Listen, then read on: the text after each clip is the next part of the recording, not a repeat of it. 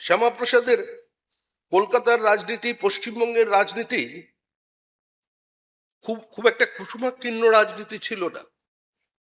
কলকাতার মোহাম্মদ আলী পার্কে ফরওয়ার্ড ব্লকের গুন্ডারা শ্যামাপ্রসাদের মাথার উপরে পাথর ছুঁড়ে মারলেন। শ্যামাপ্রসাদকে নিগৃহীত হতে হয়েছিল কলকাতা কর্পোরেশনের মধ্যে মহিলাদের দ্বারা।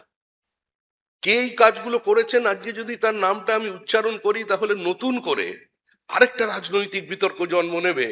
আবার এখন আমার দল পশ্চিমবঙ্গের শাসন ক্ষমতায় এসে গেছে।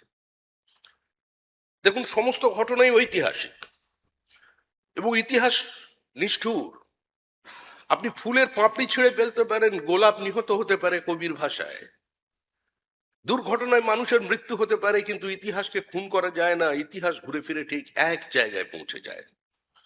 আজকে ঠিক শ্যামাপ্রসাদের মৃত্যুর 125 বছর সময় শ্যামাপ্রসাদের তৈরি করা দল গঙ্গোত্রী থেকে গঙ্গাসাগর পর্যন্ত তাদের সরকার তৈরি করে।